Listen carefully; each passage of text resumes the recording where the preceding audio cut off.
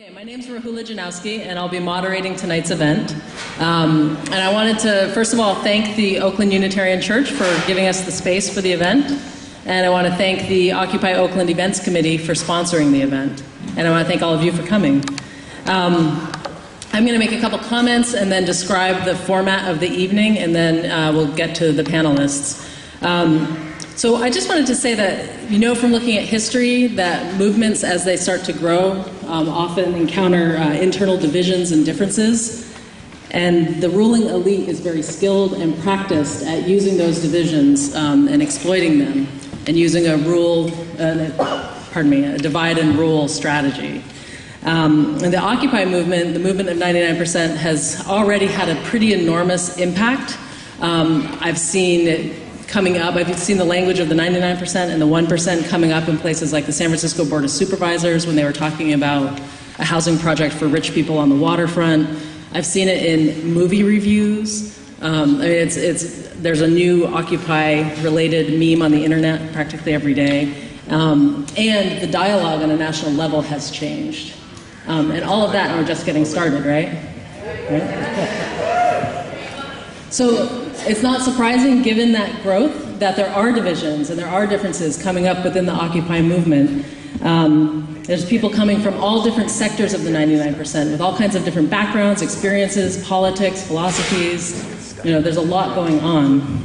So I think when those differences come up, it's an opportunity. You know, it's an opportunity to deepen, to build, to grow. But if we don't have dialogue about those differences, then we miss the opportunity. So I'm super excited about tonight. We're going to have a really good dialogue about one of the differences that has come up within the Occupy movement. And I just wanted to say that having that dialogue will strengthen us and make it harder for the ruling elite to exploit that difference against us. On the panel tonight, we have people who advocate for strategic nonviolence, and we have people on the panel who advocate for a diversity of tactics. Everyone's here because we are part of this movement. We want to see this movement succeed beyond our wildest dreams. We want to see real, substantial, radical change happen. And everyone is here because of that. And so the panelists are committed to having a respectful dialogue amongst each other. And I just want to ask you all to do that as well. There's going to be a lot of time for Q&A. And I want to say, please, you know, if something inspires you, definitely feel free to to respond to that, but we actually don't want booing and hissing going on if you hear something that you don't agree with. You can certainly ask questions about those things or point them out in a respectful way during the Q&A. Is everyone good with that? Yeah? All right, so we're going to do introductions. The way that the flow of the evening is going to go is each panelist is going to introduce themselves, and then we're going to go back and each panelist is going to speak for 6 minutes about their perspective. And then we're going to have Q&A between the panelists, where the panelists can ask each other questions, and then we're going to have Q&A from the audience. Great. So I guess question number one, it was stated just recently that violence of the system, the system only uses violence in sort of rare cases and with detriment to the system itself. And I wonder if that was in reference to what's happening now if you just walk the streets of East Oakland or Ghost Town, or are you talking about white bodies on cameras being brutalized by police?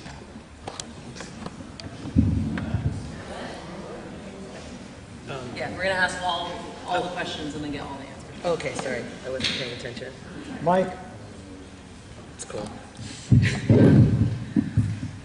Okay. It was mentioned that that when we have these discussions, when we start talking about nonviolent strategy versus diversity of tactics, that suddenly we stop talking about strategy altogether. I may be paraphrasing, so forgive me. I am wondering if there are specific examples of this happening, and in particular, if this has happened, if people have actually stopped talking about this, how has this affected movements that anybody on this panel has been a part of?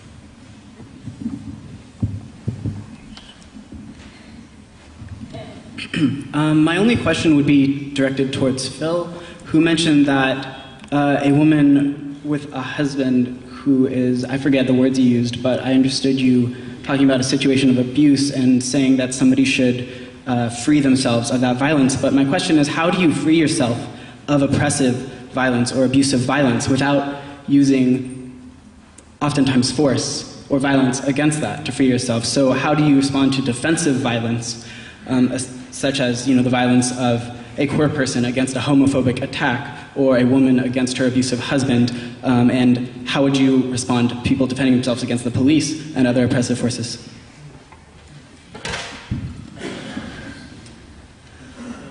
Hello. All right, cool.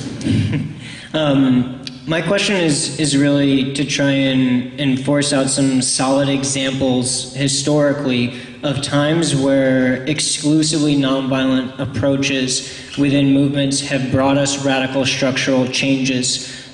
Because the ones that I hear brought up a lot, for example, Gandhi or the civil rights movement, as Professor Shingavi recently said, who's an English professor at the University of Texas, described how the final years of the Indian independence movement actually didn't involve Gandhi very much, and it involved a huge diversity of tactics. And we've learned the civil rights movement also had a number of different diverse approaches. So I want some specific examples.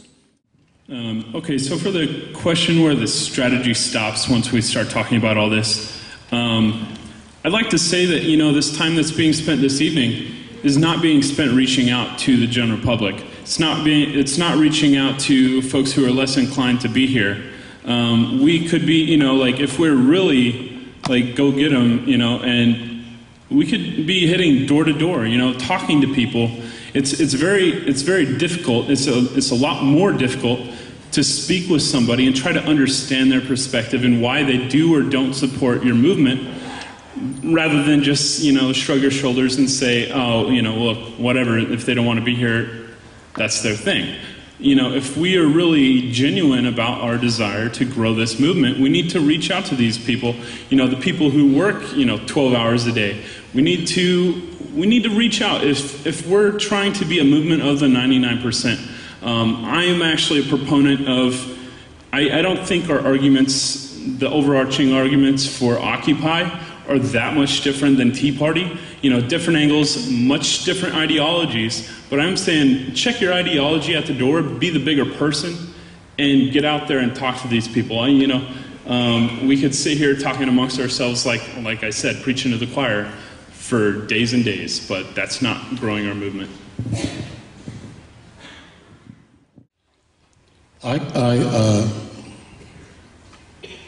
grew up at a time, the late 40s and 50s, when every week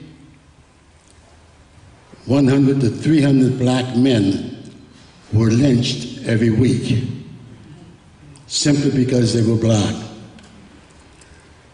I grew up where if you went downtown Nashville, Tennessee, there'd be a sign on the one door saying white and a sign saying colored. There were structural segregation.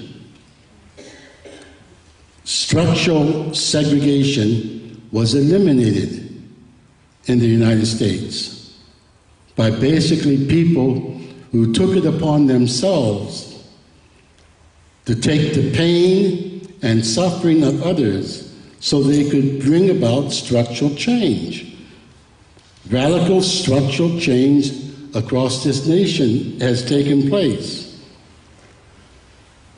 We created the Council of Elders, or in the process of creating them, because with the understanding that during the 20th century, in the United States, we, the people of the United States, made the major advances in human freedom than ever before in human history during the 20th century. But the tragedy is that many of us have not read that history and learned it, so we cannot use the lessons of it for the 21st century. Now, I was in Selma. I know something about Selma. So I've heard distortions about what happened in the 20th century. And those distortions are only a part of us because we have not taken the time to learn to read the books and to learn what happened in the 20th century when women got the right to vote, when segregation was done away with, when child labor laws prevented children from working, when the greatest advancements are made. How can those great advancements, the learnings, lessons, become a part of the 21st century if we ourselves don't dwell into the research and the learning and understanding where we come from? I'll see if I can speak quickly to two of those questions. One, sort of how do you free yourself from an abusive relationship without violence? You free yourself, first of all, by knowing that there's an option, that there's something else. Secondly, you free yourself by having support. That's why women organize things like women's shelters and women's clinics and women intervention clinics, things so that women could get out of abusive relationships. And in fact, you very rarely free yourself from an abusive relationship by violence. You often end up in a much worse situation. So for me, part of nonviolence is organizing those structures of support and organizing those things like Oakland, Occupy Oakland, when it was thriving, that show another option to people and let people know there are possibilities they didn't believe there were before.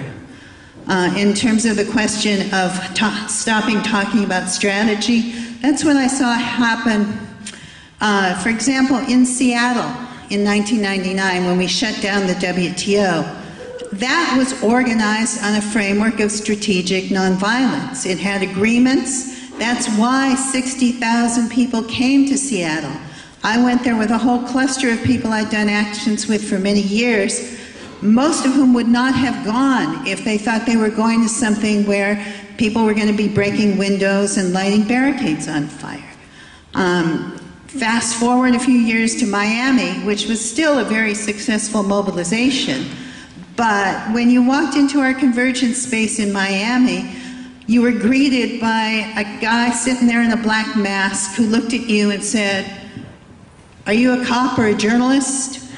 And you kind of went, "Do I have to be one or the other?" You know, like, "I'll be a journalist, okay."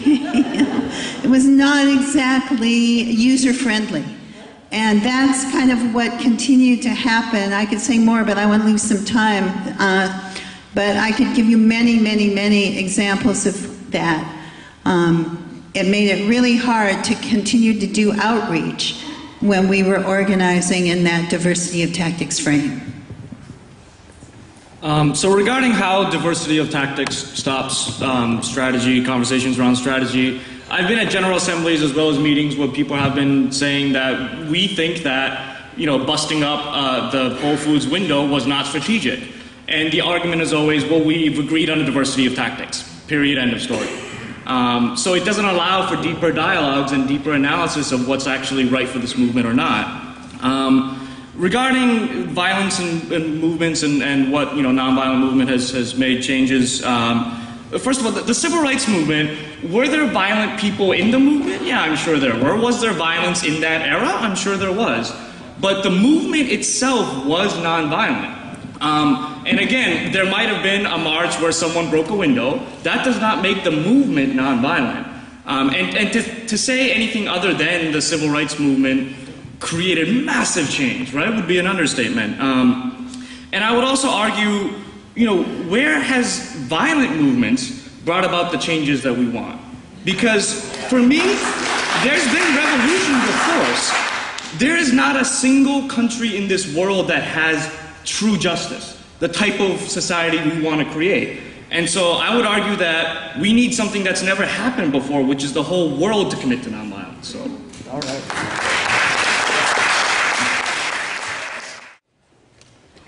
So my question is, for those who view the police as the enemy, or at least part of the enemy, what is your end goal? What would victory over the police look like? Does that mean we would lock them all up? Does that mean we would deport them all? Does that mean we would execute them all?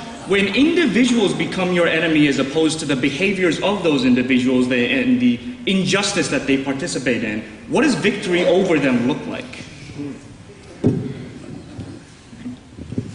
Okay, so my question is, what if the Occupy movement moves forward and the house of cards starts crumbling?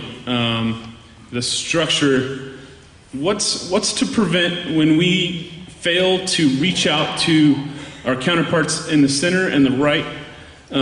What's to prevent a civil war from breaking out rather than a revolution?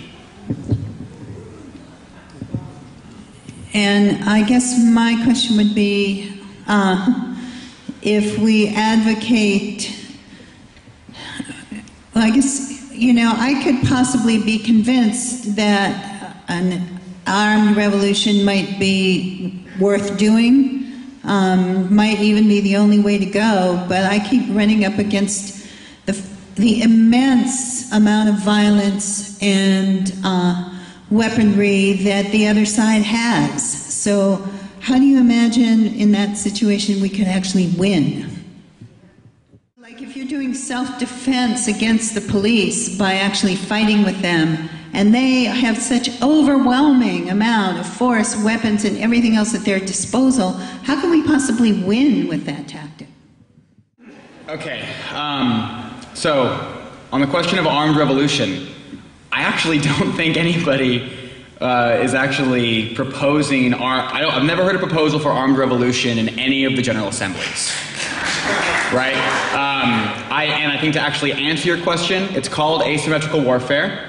And examples of that in history would be Vietnam, the Vietnamese against the French and then the Americans. They won eventually, not through a peace movement in the United States, but they were defeated militarily and politically. Get that straight. Another could be Iraq, which defeated the United States using asymmetrical warfare. And this is coming from someone who lost a lot of friends to people using asymmetrical warfare. We could look at Afghanistan, defeated both the USSR and the United States. So in terms of armed revolution, overwhelming superior force, if you're committed, you'll win. Second, the question about civil war, it's a very good question. I actually don't think there's any structure in place to stop it from devolving into civil war. And so there you go on that. Question of police as enemy, I actually find the binary slightly difficult to swallow. Not every police officer is this like part pig, part robot monster. Some are, but you know, the institution of the police, enemy. Their mentality, enemy. How they get to be above the law, enemy. Now, if tomorrow all the police were to suddenly disappear and there was chaos on the streets, people taking advantage, yeah, there would be some problems. But I also believe that collectively, we as people, have the right to use violence sometimes to protect ourselves. And I do not believe that structure is the same as hierarchy. And we can structure ourselves in a way to provide community defense. And I guess that's where I'll stop there.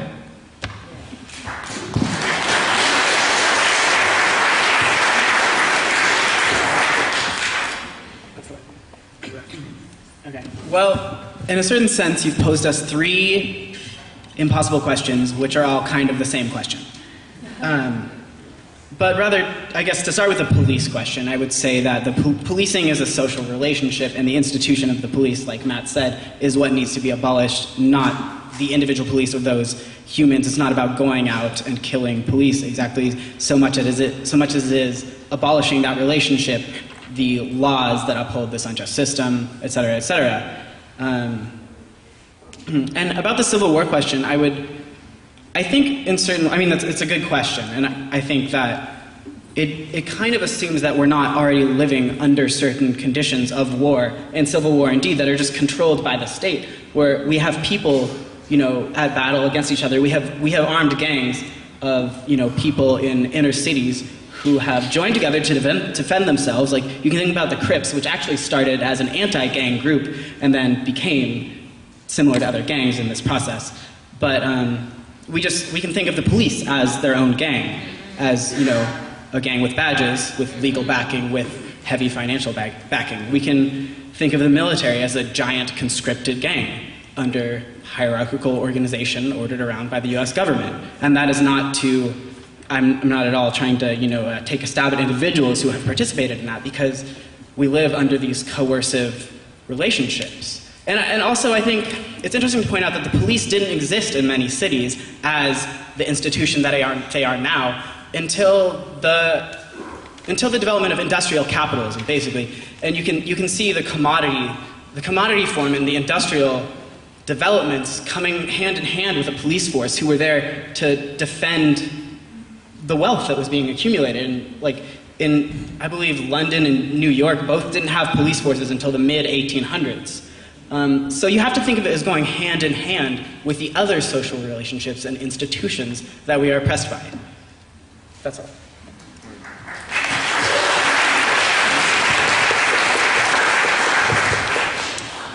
I wanted to, I guess, actually I would have said exactly what Paolo said at the outset, that all of those questions seem to me as one as well. And although I definitely acknowledge that a lot of thought has gone into them, I'm wondering about our tendency to immediately, and I guess this will be my answer, sorry. I think that we have a tendency to immediately construct the most catastrophic image when we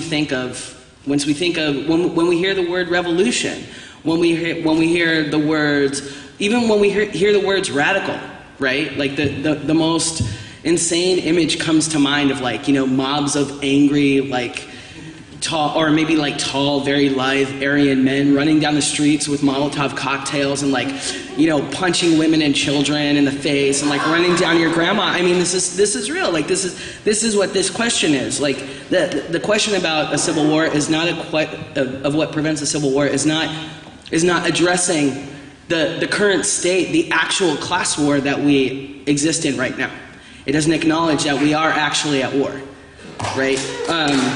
So what I would say is that I think it's important for us to stray away from the catastrophic image and to really, you know, like, kind of turn off the television and look to your left and look to your right and see the damage that this class war has done to all of us.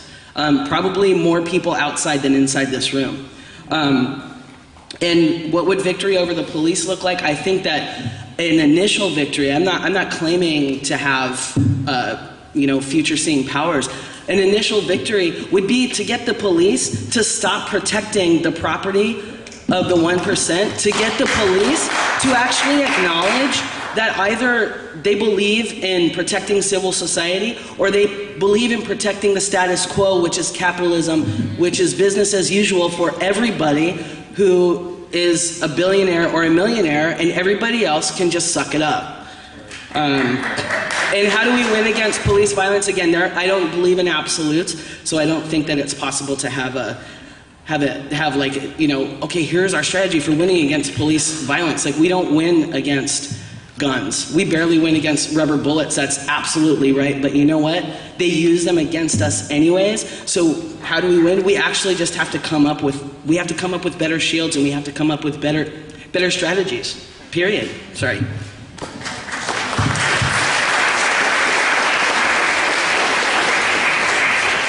I'll just repeat that I've never advocated for the option of everybody who believes in radical social change picking up arms and having a guerrilla warfare. I don't think that's what the point that any of us were making. Also, in terms of reaching out to the masses in a more populist movement, I think there's a false dichotomy that nonviolent approaches welcome voices and diversity of tactics squashes voices. I think both have been very guilty of pushing out different kinds of people, and to create this false dichotomy that one is welcoming and one is not is false. The last thing I'll say is that I do feel like we're at a bit of a disadvantage, only because nonviolent ways of life do sound great because we all want them. Every reasonable person here wants to live non-violently, but the reality is not that beautiful. okay? And when you talk about women and children and families dying, that's happening already. It's not something that's going to happen if we are violent. It's happening right now. And I have yet to hear any example historically of a movement that has accomplished those type of changes with exclusively nonviolent methods. I still have yet to hear an example of that. So that's still my challenge.